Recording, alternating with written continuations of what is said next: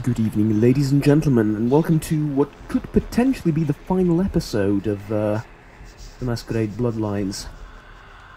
We've made it. Where to? Away. Well. Driver, away. Well, we've escaped the blood hunt, and we can finally leave the city. And now, it is time. Ladies and gentlemen, I present to you Caine, the father of all vampires. The line, "Where are you taking us?" refers to the vampires. As in, all vampires. And the line, "Oh no, I don't want to know, I don't want to know," is a continuation of the first line. None of these two are a response to a dialogue, none of these two are here to initiate a dialogue. The text before you is for you, the player. Where are you taking us? Drive. If you figured out where you want to be taken, tell me.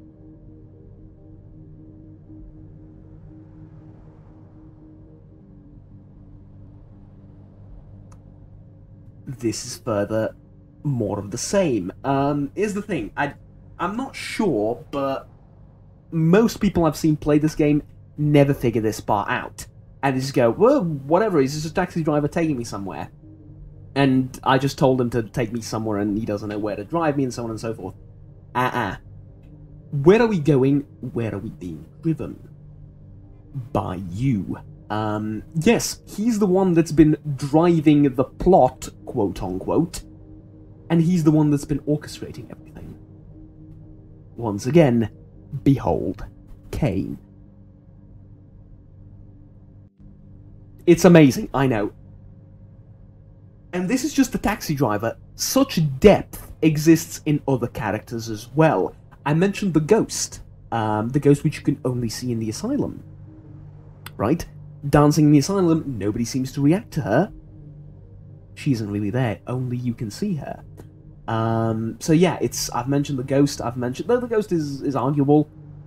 There's so many subplots and depth, and such a depth to this game, that, and the fact that I just took one path, that if you were to play it, you can take 50 different other paths to do more or less the same thing, but you know, it'll eventually get you here in this cab, but it's a perfect RPG from an RPG point, right? Combat's shite, okay? The boss fights are not that good.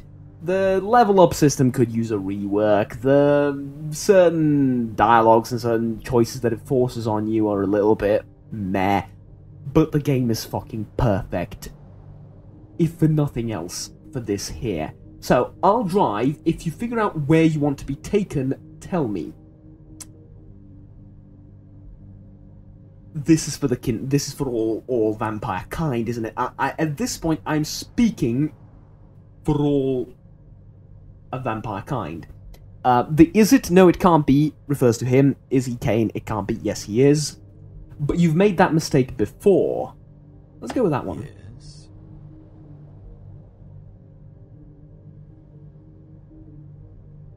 I want to get out. This isn't happening. It's so very obvious where we're headed. No.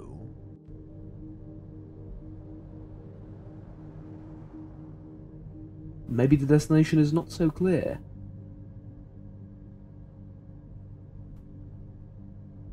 Huh. So, by the way, the mistake he made before was all of vampire kind being eradicated, I believe. Not 100% sure on that one. I'll have to look it up. But I'm pretty sure that's what this is meant to be. Maybe the destination is not so clear. Stop, stop, stop, stop, stop. Fool, don't you see, we've already been judged. I believe this is sort of the Christian side of it, is it not? As in, we've already been judged guilty by God. And that whatever we're doing here is just, you know, it ultimately is all irrelevant. Maybe the destination is not so clear. Ah! What do you want? Help me. There is something troubling you? Yes.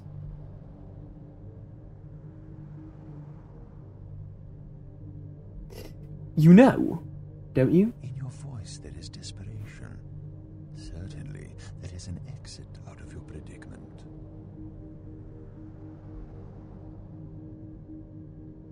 Nines has the big payoff. The Quagian are the wild card. I don't gamble, I just escape. I don't gamble, I just escape. Rabbits also flee, but sooner or later their fate is a wolf's jaw. And the wolves have your scent. You're coated in the blood of the ninth one. You're coated in the blood of the ninth one.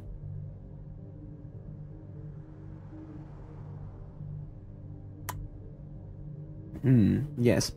Now I'm going to do a bit of a callback. Remember the first time you talked to the cab driver, and one of your responses is, "Ribbit, let's go."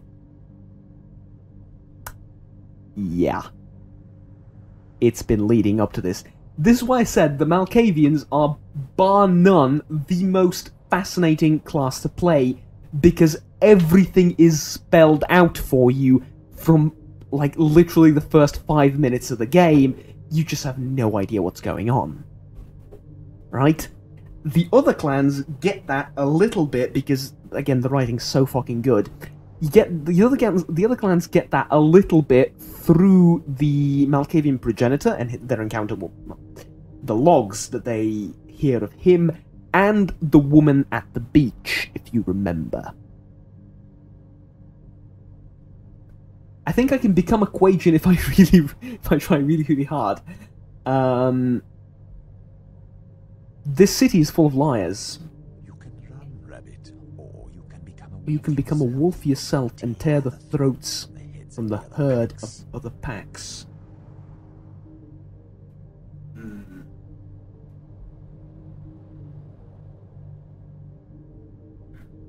I wish to transmogrify into a wolf.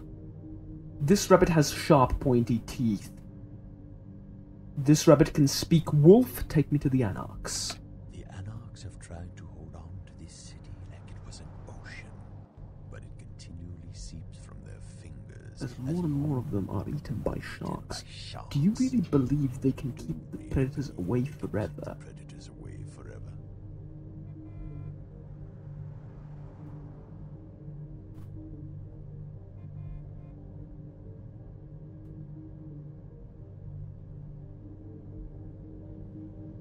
Futility or fascism? Is there not a happy medium that also starts with F? I once thought they could provide stability for our kind, but LaCroix of the world have... Oh, so yeah, LaCroix of the world have quashed such hopes. Perhaps if he could be disposed, I would regain my faith. So you would regain your faith in us.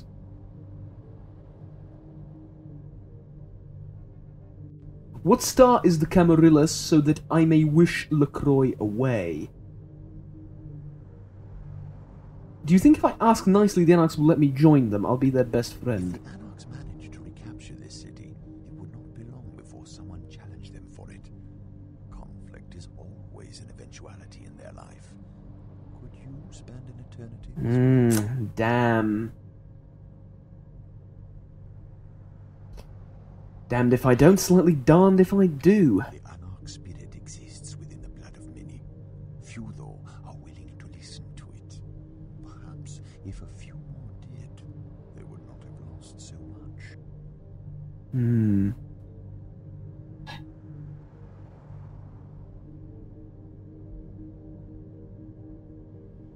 See, this is a simple conversation that you're having while going somewhere, and yet the depths and the layers of this I cannot begin to explain or understand myself, because I'm getting lost in my own thoughts here, because we're jumping continuously between the Bible, between what is happening now and what will happen at the end, and we're continuously like juggling with all this. It's really fascinating. I cannot give it praise enough. No game has done this. I keep stepping out of character, but it's only fitting, right? No game has ever done this since, right? No game has told you everything at the start in such a convoluted and roundabout way that you have no idea what's happening, and then at the end revealed all of it to you, right? Like the rabbit thing, just the rabbit thing alone. Jesus.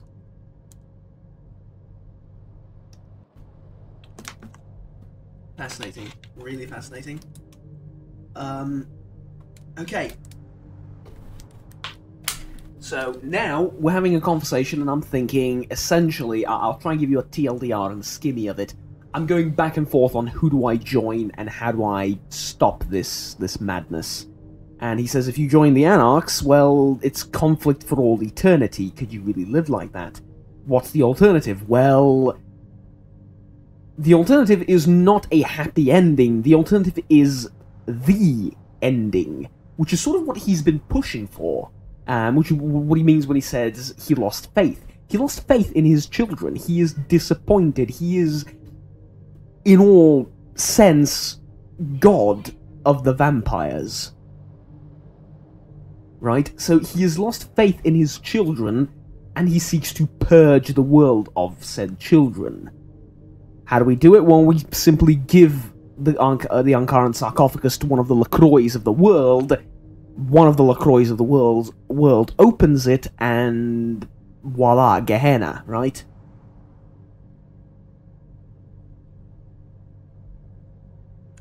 They can try to pry the banner from my cold, dead hands, but I'll take it back. The Anarchs could only count to 9s. If they could count higher, count me in.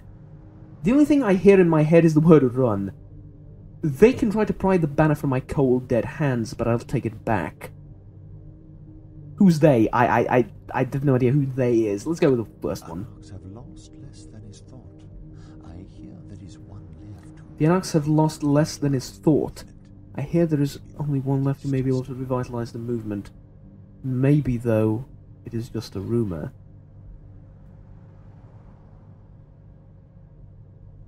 It's me, isn't it? I did not be chained to another's tree again. I'm a free mutt. This person is... Yes, I remember their name. I will see them. I can take you to the Anarchs where you can brave the tempest of their cause. Or I could just as easily take you downtown where you can sail smooth.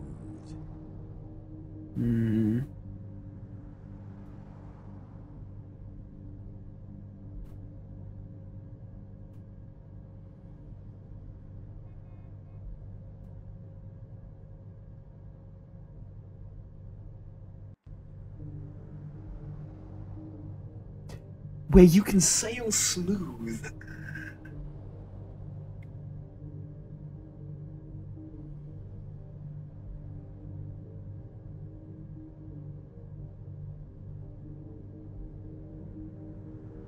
It's death, isn't it? It's the final death. Smooth sailing is the final death, isn't it? For all the world is a struggle, or all life is a struggle, is it not? Even in undeath, it is the same. Where does my blood flow? Where should it go? Your sympathies seem to lie with the Anarchs. The Anarchs' passion may be their greatest strength or their Achilles' heel. But imagine if they did hold on to the Free State. It could inspire others to come, and together construct a new Enoch.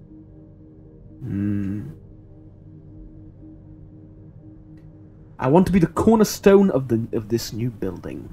Hold on. With these hands, I will save the Anarchs. I want to be the cornerstone If you of this new building. share the Anarch's passion and would share the burden of such a fire, we will go to meet the last person capable of keeping them together.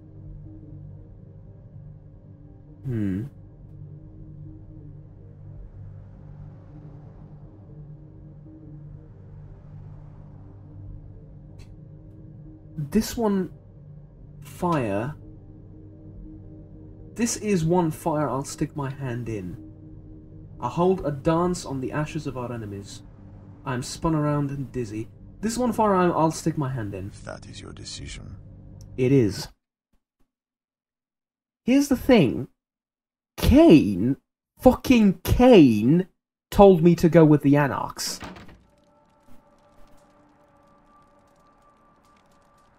Could you believe that? Fucking Caine told me to go with the Anarchs. It's truly... You know, I presented a very simple question. Where should my blood flow? Or, in other words, where do I go? Right? His answer was... Anarchs. It really was. I mean, yeah.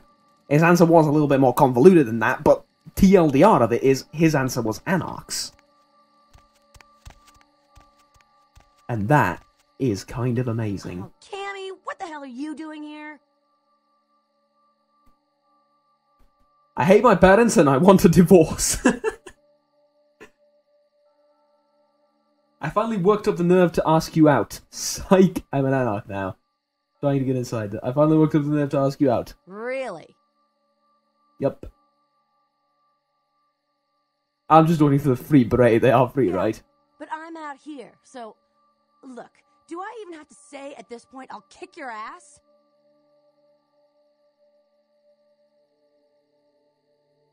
I'll buy your action figure and do secret things with it. Alright, go on in. I'll make sure no one interrupts. Man, I hope somebody tries. Rumor is you killed me. Sorry I couldn't clear your name yet, but I knew you'd make it in here in one piece. Hell, you got out of the park alive. Quite a feat, kid. Imposter. The real Nines is in the belly of a wolf. You mean this guy? Can't say I got out without a scratch. Hell of a brawl, though. Unfortunately, we don't have time to swap war stories. We were set up, kid. Someone tried to get rid of us, and the list of suspects is short. LaCroix or Zhao? Possibly both? We must avenge our almost deaths. Yes. So, Caine sent me to the one person who can rebuild the Anarchs. You. Or was it me? See, he seemed rather direct about me meeting the person that can save the Anarchs and build a new Enoch. But...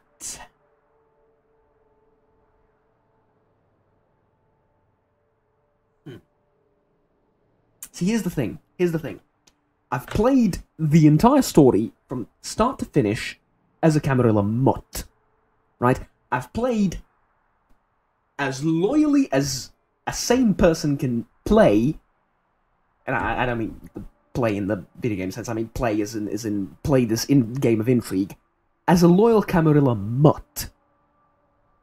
And yet, at the end of it all, not a word did he mention of the Camarilla rebuilding a new Enoch or forming any sort of stability. He only mentioned go downtown for smooth sailing. You know, smooth as in, you won't have to do much. They'll open the sarcophagus, you'll die, they'll die, simple. That's how I read it, at any rate. I don't know. But yeah, we'll see.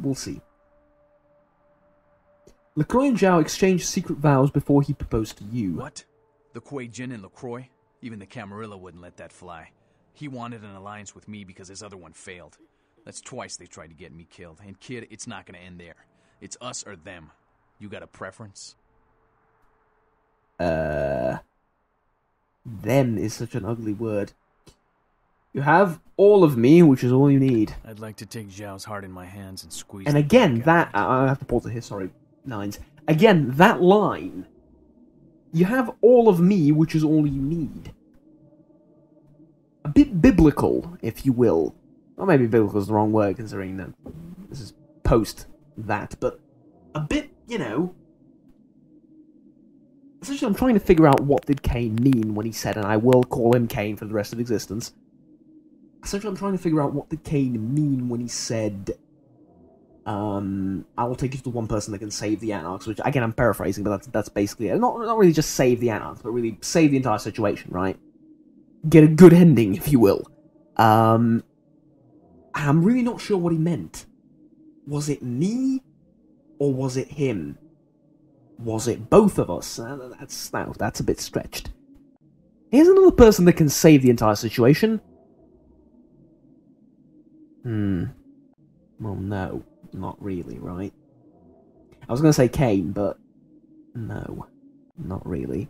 And also, if you're going to argue that the cab driver is not Caine, you've made this mistake, I'm quoting, you've made this mistake once before. Yes.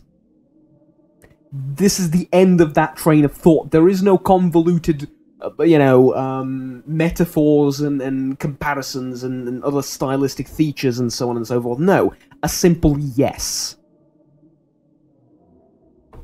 Cab driver is Caine. It is not told, but like I said, it is as obvious as can be without actually him telling me, turning around and saying, "Yo, I'm Caine." So yeah. All right. Yeah, now let's sit here and wish really hard for them to die. So where am I going? Sent the troops out to raise hell all over the city. The Caine think we're busy with the camp, so they won't be expecting an attack. You know what's got to be done, right? Chinatown is about to get the punchline. Yeah, now let's sit here and wish for them to die. There's no choice but to stop them both. I'm gonna go with that. For death. Both the Caine and the Camarilla need the Anarchs to fall. But if we lose LA, this last free state, the revolution ends. We got nowhere to go. I see things through your eyes. I will wave to the angels as I speed into... I see things through your eyes. Whatever, that's a bit too convoluted even for me. Make tonight her last. Xiao's been in LA for too many nights. Make tonight her last. Alone? I don't know if I trust me to not run away. Nah, there is no running away, kid. I feel like a superhero. Let's go with this one. Once Zhao's out of the way, head to LaCroix's tower. You oust LaCroix, you'll be a hero in this city. I'm counting on you. I bow for no one, and neither shall my brothers. From the night of my death, I knew the snake would not strangle us for long. Well, let's go. Isaac's guaranteed me nobody's getting into Hollywood. I'll survive, but I wish I could be fighting at your side. This one's for LA, kid. No pressure. It's me. Wish me luck. Good luck. If I cannot win with effort, I will cheat my way to victory. You don't mean this, do you?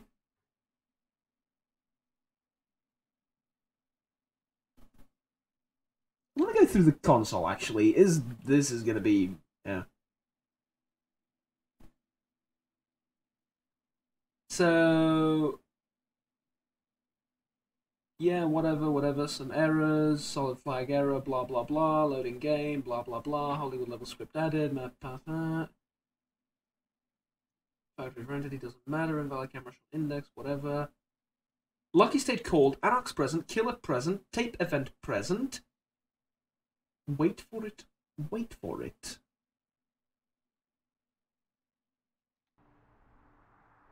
That's fucking scary, alright? Even the console is trying to be mystical. Oh, this... Look at the third line, I just noticed. And now you're breaking the fourth wall, right? I just want it to end. I feel like I've been playing forever. I don't want it to end, actually, because I know that there is no more when this ends, and that no one will ever make a game as good as this from this particular angle, right? The RPG and story angle. Maybe just the story angle, right? If I cannot win with effort, I will cheat my way to victory. Follow this street to the end. Follow this street to the end, yeah. I have to wonder, is it because I used God mode in the last fight? Juggernaut, did you know that that was going to be your last line? To nines. And is that why you cheated? Or is it genuinely because... Look, yes and yes. First of all, yes, I did know about the line. And I feel like I've ruined the surprise. I didn't want to ruin the surprise, right? But yes, I did know about the line. And 2, it was just a little bit of a bullshit fight, so yeah. There's not much point in suicide running over and over again. Oh. Hello. My arsenal needs work. I want to take a trip. Fly me to Mercury. I'm a killing machine already. Fly me to Mercury. Word is you turned your back on the Camarilla. I don't understand. I served these people for 30 years. They've always treated me well. I think you're making a big mistake. But I'm not gonna stop you. I got no death wish.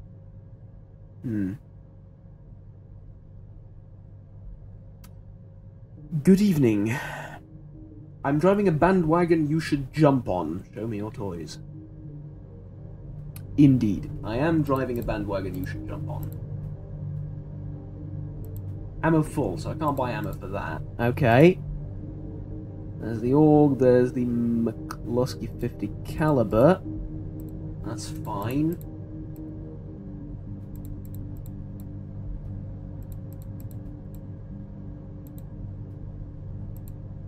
Okay.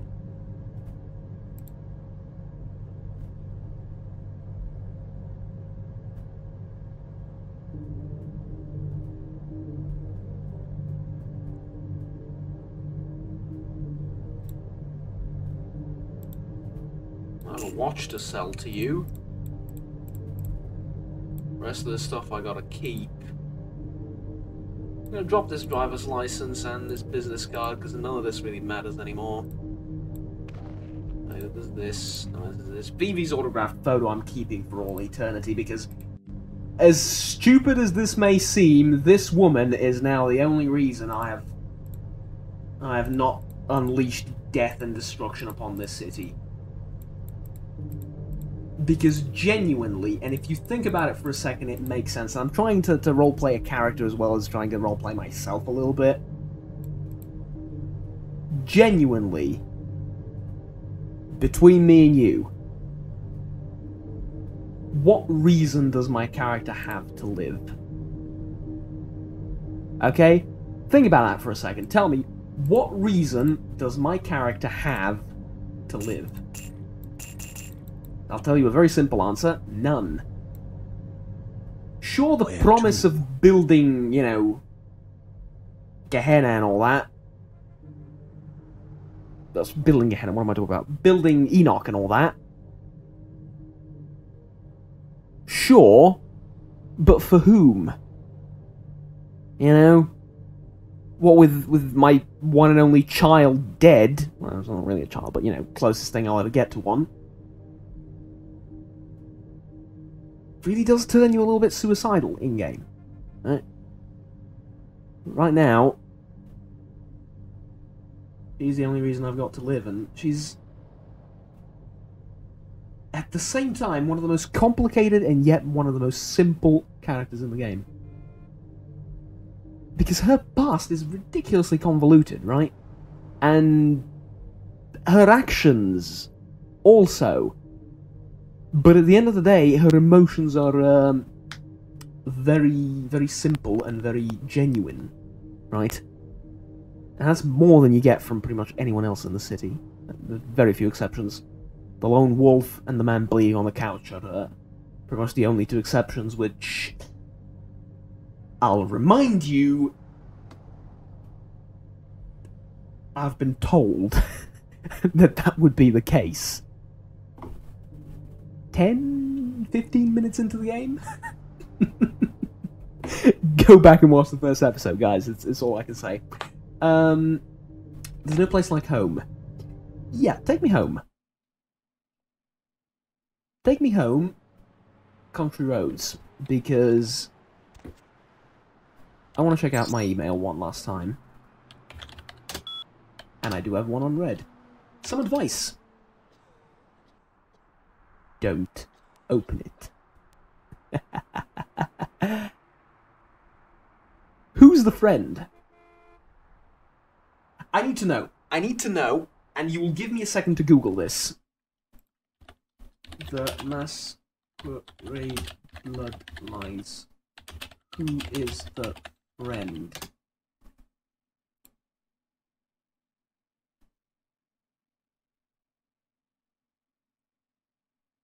Hmm.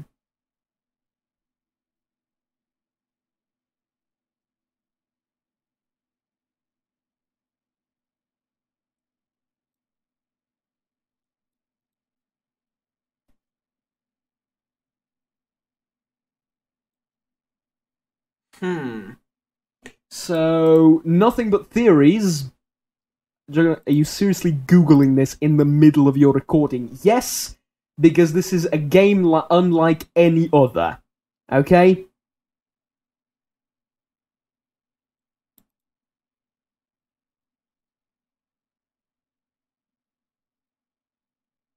Yeah.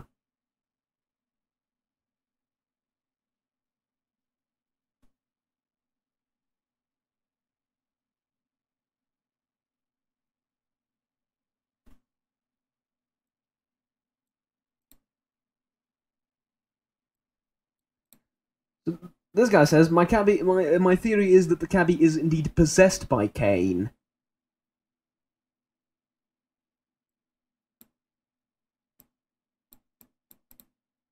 No, I don't like that theory.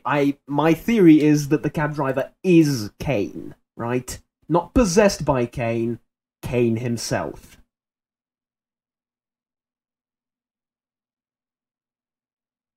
Hmm. Some even say it's your sire who somehow faked his or her own final death. See, here's the thing. It's not the cabbie. Or, why is it cabbie? I don't like that name. Stop calling him cabbie, forums. It's not the cabbie. Here's why it's not the cabbie. The cabbie gave... I'll stop calling... No, I can't. I'm forcing myself to call him cabbie due to what I've read. It's not Caine. Here's why it's not Caine. It's either he's either possessed by Caine or he is Caine. The likelihood of him being possessed by Caine is... no. I don't like that. I think it could be an embodiment of Caine if we're going to treat Caine as more than a vampire. Right? If we're going to treat him as this being that has transcended his corporeal existence, which is, you know, if you say he's possessed by him, then that's it. I think he could be one manifestation of Caine. Again, if you're going to go with Caine is transcended. If not, if he is just a simple vampire. Simple being definitely the exact opposite of what he would be. But, you know, if he is just a vampire that's insanely old and beyond comprehension of how powerful he is, then fine, it is his physical, literal self. It's not him, and I'll tell you why it's not him, because Caine gives you the option to open it. Okay? So Caine gives you, in a very convoluted and metaphorical way, but trust me, I go to uni to unravel such things, this is literally my job. Caine gives you the option for Gehenna, or to rebuild. For a smooth sailing downtown death, or struggle with the Anarchs. Perhaps eternal struggle, but struggle. Right? Caine gives you this option. He lays out all the cards before you and says, choose. And as a Malkavian, I'm not sure if other clans get... I know other clans get different dialogue options with him, but specifically as a Malkavian, eventually you can finagle him to pick for you, or at the very least give you a choice, give you an advice. And his advice is Anarchs. Right? His advice is Anarchs. And he says, I tried with the Camarilla. You know, I tried to steer my children in this direction of an organized hierarchy, but the LaCroix of the world ruined it. And I lost faith. If someone was to dispose of LaCroix, perhaps it would gain faith again. And the sort of notion here is if you could remove the LaCroix of the world from the Camarilla, then it would be, you know, he would regain faith. It would be for the best. You could get a good ending out of that. You could achieve something positive. But at what point did the LaCroix of the world become the Camarilla, and are the two separable? I would argue not. and the end results would argue not as well. Because you don't really get happy ending spoilers. At any rate, here's the thing. Promoting, what was this? Gary... Ah, yeah. Okay. So, who is a friend? The theory of this being my sire, I like. I like quite a lot. Because it adds additional depth to LaCroix and the entire situation, as well as to the entire why was he killed thing. But he's, like, this friend follows the storyline of the Arcane sarcophagus so damn closely and so damn well that it's difficult to believe that it's simply my sire, because in order for him to stay so up to date with everything, he would need quite a lot of agents all over the place. And at no point is it mentioned that he's some massive faction leader or whatever, so...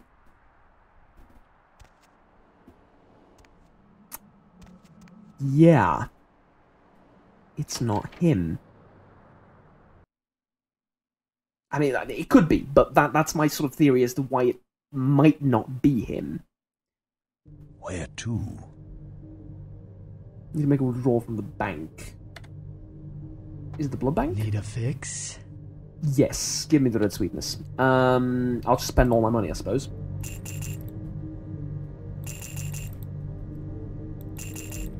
There we go. Thank you. Where to? Let's go with my arsenal needs work. I want to make a trip. Because it's the only place I haven't gone to. What's up? Hi, how much go for your goodness? Alright, here's what we got today. Honestly, I just want to check what you have.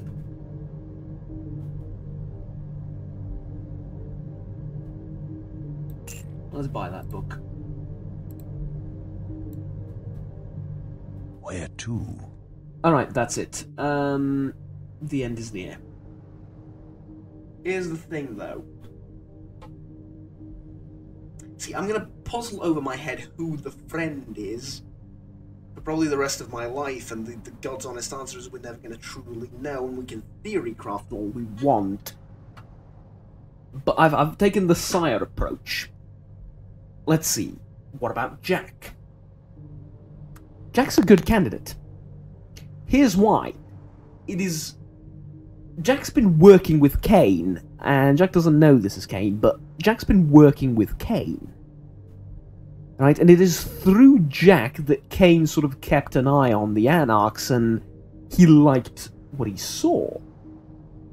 To an extent. He has his problem, they have their problems, as he says, but to an extent he liked what he saw. So... yeah. I don't know.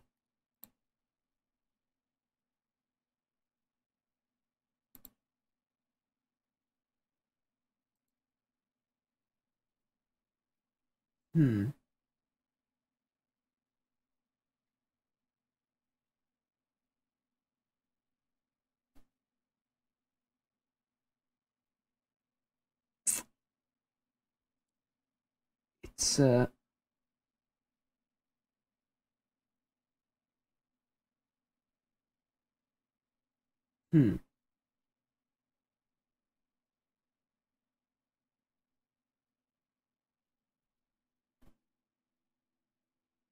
Oh, here's okay, I'll be brutally honest with you. While we're driving in the cab, I'm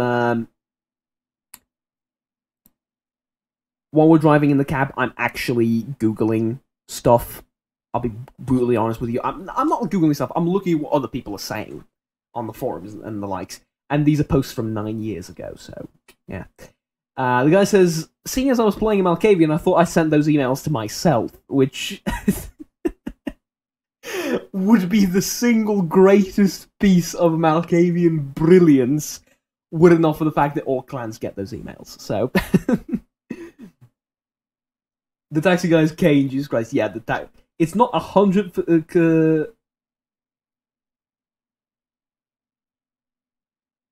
it's not 100% confirmed that he's Caine.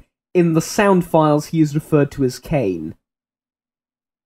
Oh, well, there you fucking go. If you're gonna call him Cabby, get the fuck out. It says in the literal game files that the guy's Caine. Can we see?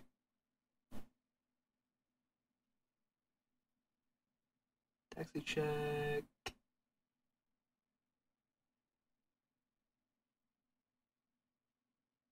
No, we can't see it here, but... yeah. Alright, whatever. Oh, God.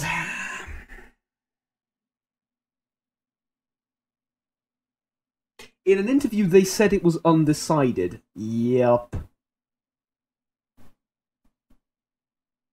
Yep, alright. I did not know that, as I played this game many, many years after its release, and many, many years after everyone experienced all this. Or, that's not entirely true. I did play this game relatively close to when it was released, but I went through it, and I didn't play as a Malkavian, and I didn't understand 90% of the story, and I only realized that years later, when I started watching other people play the game, and then I played through the game a couple of times myself again, and so on and so forth. Yeah. So, the developers said that it's undecided.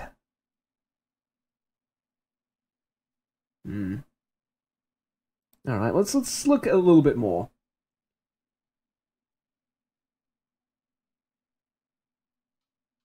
Simple roaster on the beach mentions Canes if they were playing the Malkavian, you'll get the same insight when speaking to him during the tax cap. Yeah.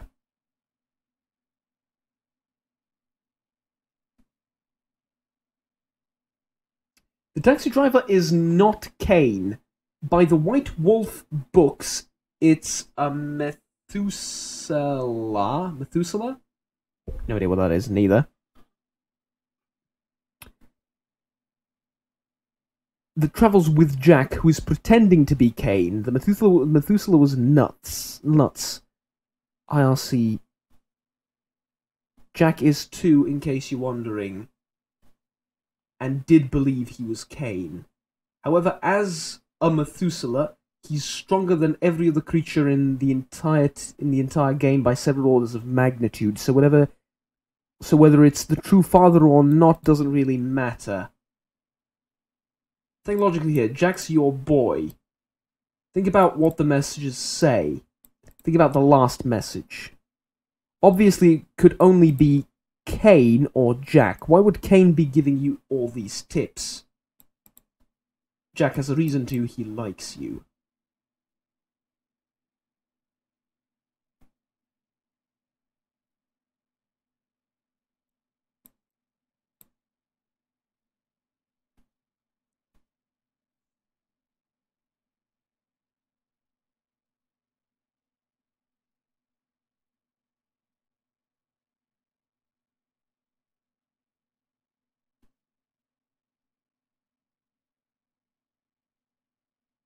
Jesus fucking Christ. There's a few people here that know their stuff.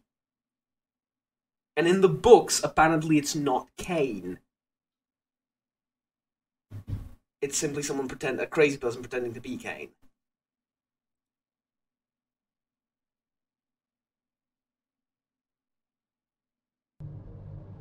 Which, the more I think about it, the more it makes sense. But here's the thing. And here's why I still think it's Caine. Juggernaut, is this really necessary? Look, okay, if you don't want to discuss all this, feel free to tune off the video right now, because I'm going to go a little bit more into theory crafting, but it's only going to be for a couple of minutes. At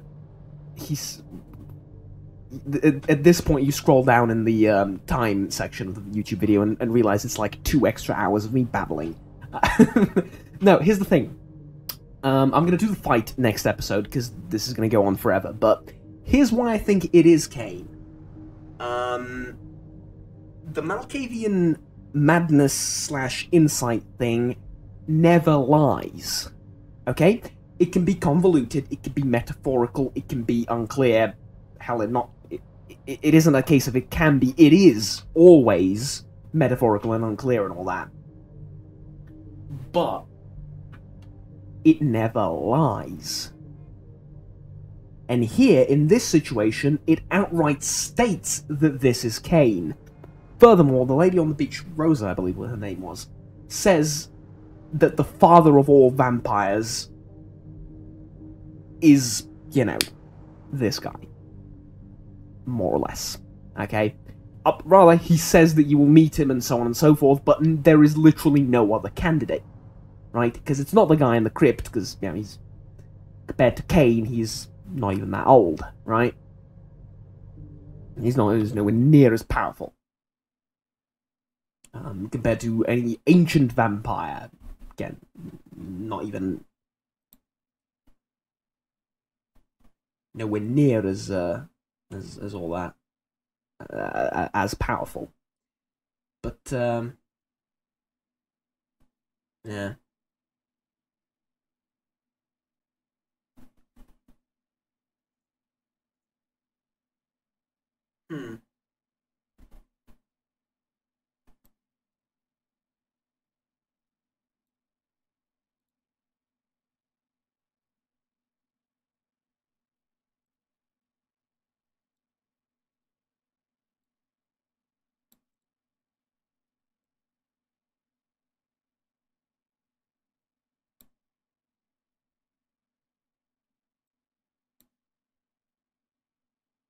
And yet other people are saying at this time in the story he's not insane, but he is insane in the Gehenna novel, so... Jack's nuts, Caine's nuts. They're the only two besides Beckett that seem to know what's actually inside the sarcophagus, and they're the only two that know what's completely going on. Since they are Methuselahs who are pulling the strings anyway. Only one that would seem like they'd use the chess analogy is the useless Tremor Elder, whose name I never remember. Strauss?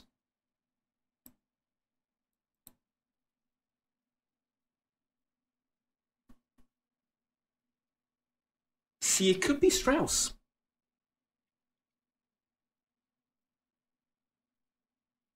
But Strauss doesn't seem smart enough.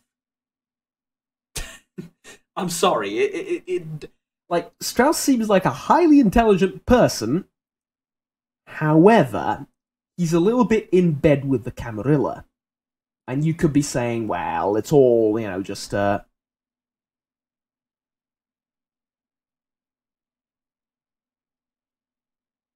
know, just a thing. It's all just a ruse, and it's all just a cloak. But I don't think so. Then again, he did use a sort of metaphor when he told me how to contact him. And it wasn't a chess metaphor, was it? Where the black sun or the purple sun burns or something like that? Yeah. It wasn't a chess metaphor. Who would use a chess metaphor? That's also another thing. It would be either Jack or Caine. And again, people are saying it's not Caine. I think it is. And here's my explanation. I think it's Caine in the game. Okay? I think it's Caine in the game, but I think it's not Caine in the books. Or not, I don't think it's not. It is not Caine in the books, but I think it is Caine in the game, and I think this is where they sort of deviated from the books. The books are the basis of the lore and the story and everything is for for the tabletop game and everything. Yeah, fair enough. Absolutely. I think in the game,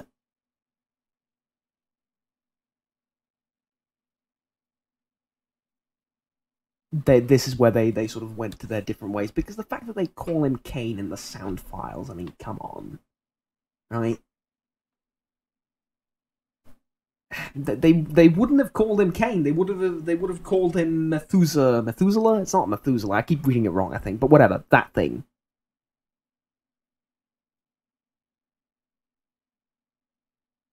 There are many theories for this. Yes, obviously. The only ones able to tell "don't open it" are Jack, wouldn't bother, Caine, and Grout. Why not? I also read this, I just didn't mention it yet. Grout is obviously dead. The theory here is that this is some sort of... I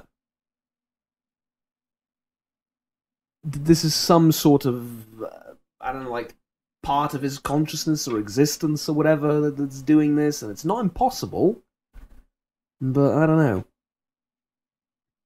In a novel published sometime before the game, Gehenna novel, methinks, there are rumours of a Malkavian taxi driver trolling gullible characters, and all through the setting about him being Caine.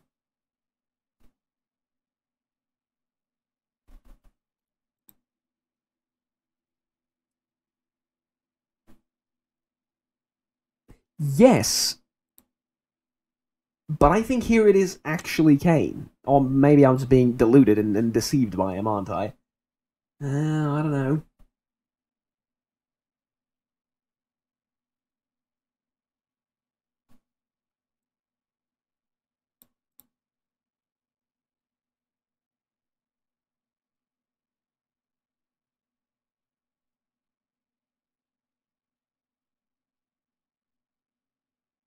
Oh, hold on, this is a great fucking point.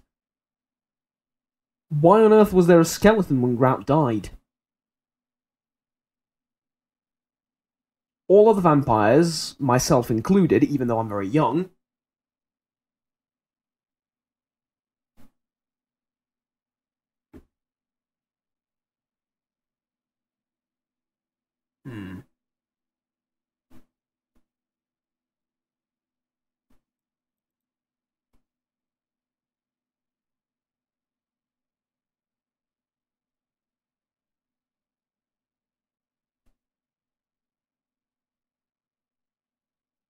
See, here's the reason. They say it's Jack. Why? Why would Jack bother? He had the opportunity to talk to me.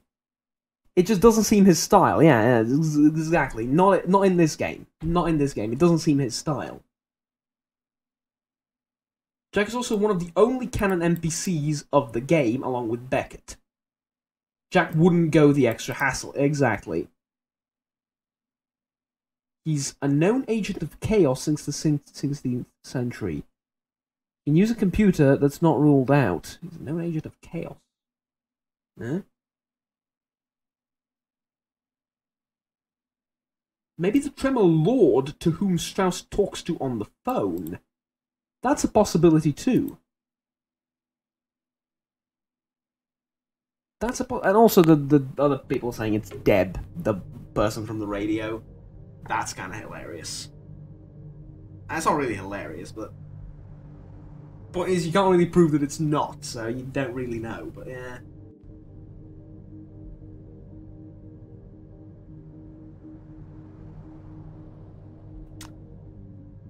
Oh boy, oh boy, oh boy. The end is near, my friends, but it will happen next episode. Who do I think the friend is?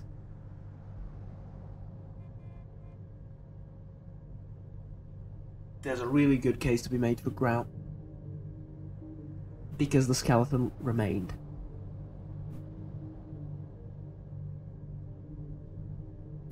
Here's the thing too, though. I'm going at this from a game designer perspective now.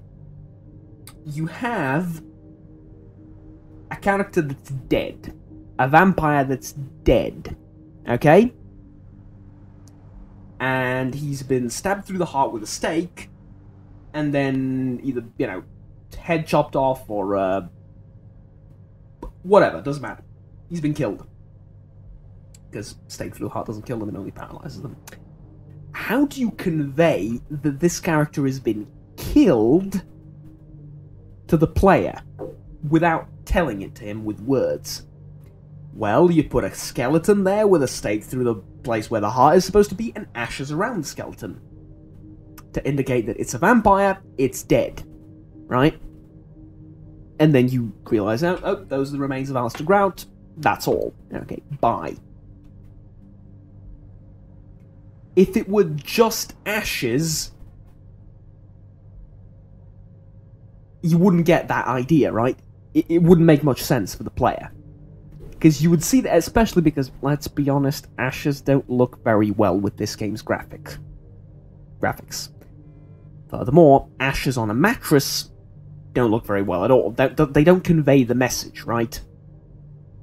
And here you're supposed to convey the message in one shocking scene that the person you're coming to see is dead, and that Nines Rodriguez probably killed him. That's what you're supposed to think.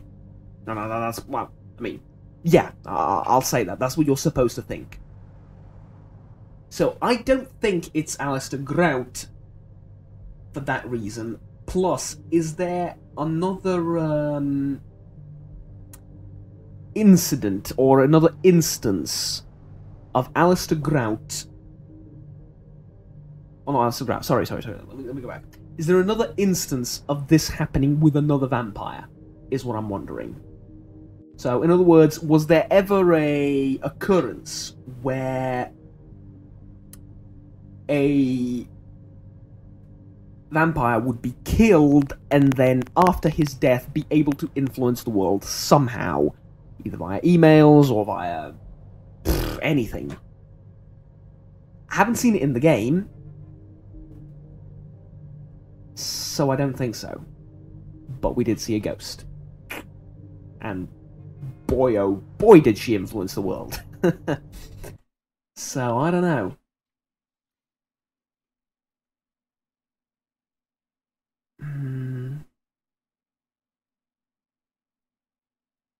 Gary? No.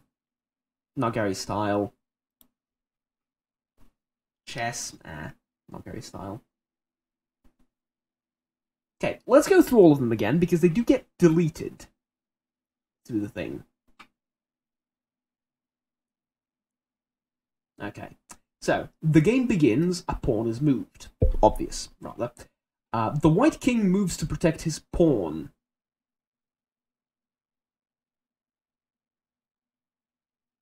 And I'm going to read off of Wesp5's post on the planetvampire.com things. Here's his questions.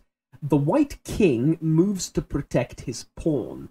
This is just after the warehouse. What does this mean? LaCroix doesn't do anything, so should Nines be the White King? Yes, and here's the reason. Nines protect you. Nines saved you from the Sabbat after the mission.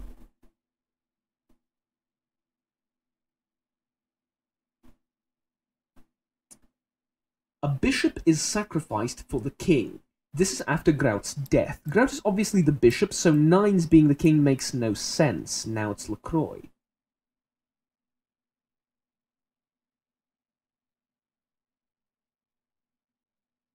Hold on, though.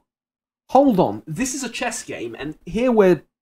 actually, between me and you, over the last month or so, I've been playing chess quite a lot, and I've been learning chess quite a lot. I mean, I knew how to play chess before that, but I've been playing chess quite a lot recently. How long am I recording for, by the way? Oh, around an hour. Okay.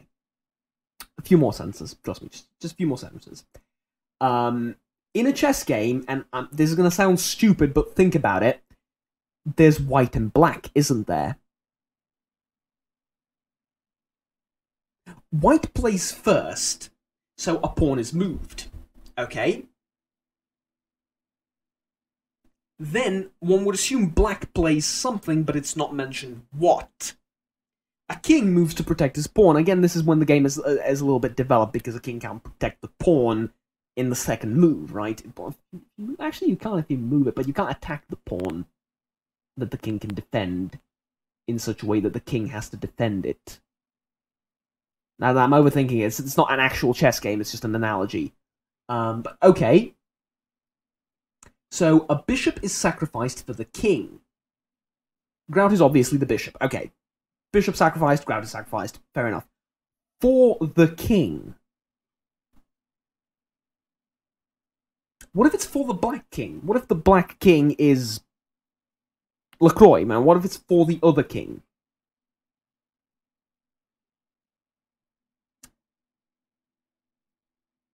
A gambit has been played, the king leaves himself open. This is after the museum, so my interpretation would be that the theft of the sarcophagus spoiled LaCroix's plans. The cost of an attack is often paid later.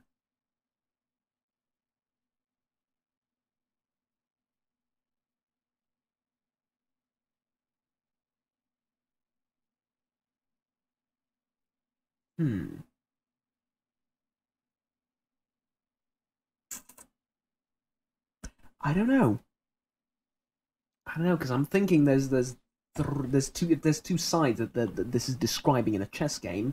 Okay, so a gambit has been played. The king leaves himself open. So the king could either be nines or LaCroix, or white and black king, both of them. In what way did the king leave himself open after the gambit? Well, the thing is, if you leave your king open after a gambit, it's usually not attacked immediately. Right? So this is what he says, where he says the cost of an attack is usually paid for later. If you attack, you open yourself up. You pay for this usually quite a few moves later in chess. So, okay. He attacks. He tries to get the sarcophagus. He's rather vehement about it. He's rather passionate about it, thus leaving himself open. Okay. Fair enough. The cost of an attack is often paid later. This is, I believe, it. I think these two are very tied closely together. This after encountering Andre, and should probably point to the Sabbat fighting back, which they do. Okay. Beware the Black King. Beware the Black Queen. This to me makes a lot of sense that the game he's describing is both talking about the White King and the Black King so far, and the White Bishop and the Black Bishop. Because the Black Queen would be next to the Black King. Why? They had an alliance, which lasted for a very long time in this game. Right?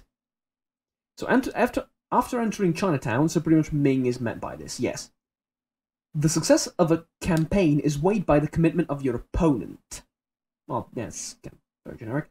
The White Bishop falls after Leopold's society, so the White Bishop is supposed to be Bach, yes. The position of your piece is key to the endgame. I think a lot of people are reading this wrong. Again, I've seen like a couple of guys play through the game on YouTube. It's not like I'm all-knowing or whatever, and it's not like I'm saying 90% of the community. It's just a lot of people that I've seen play, I think they get it wrong. It's not the position of your piece is key to the endgame. It's the position of your pieces is key to the endgame. Right? So I think what this means is how you play from now on, or the entire game more or less, but how you play and how the people you ally yourselves to, and how the people you help, how the people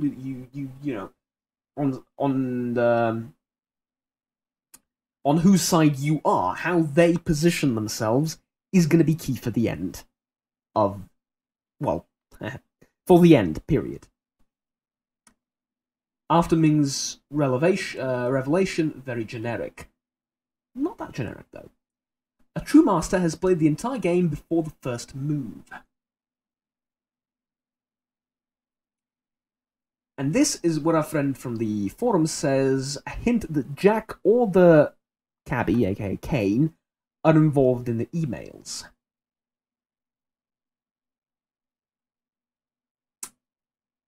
I don't think so.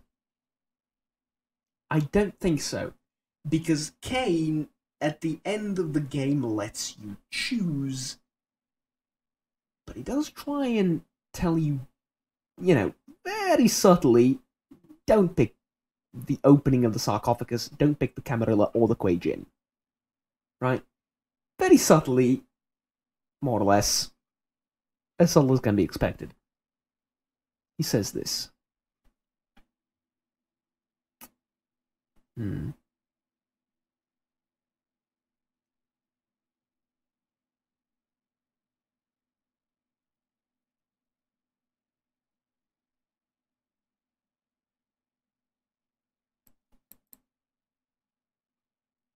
Hmm.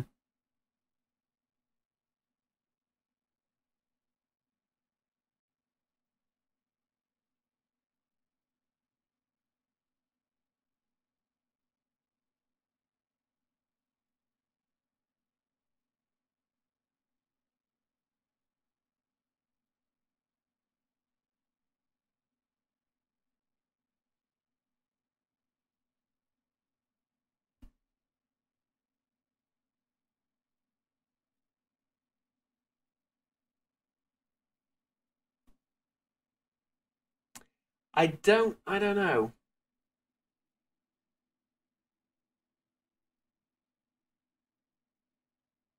And now the conversation descends into sexual things about Jack and Vivi and Pisher and so on and so forth.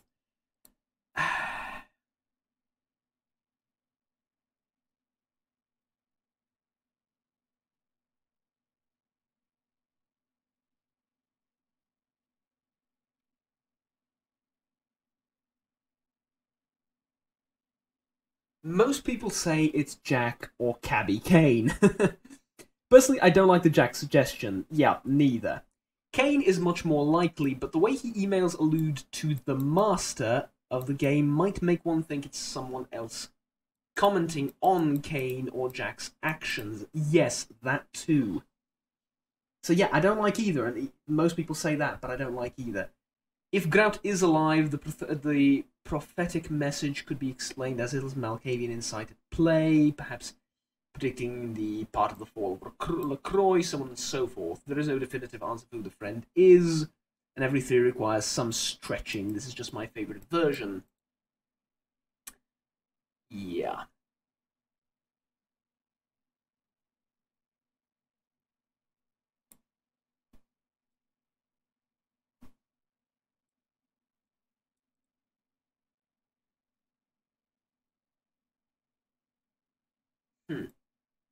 I don't know.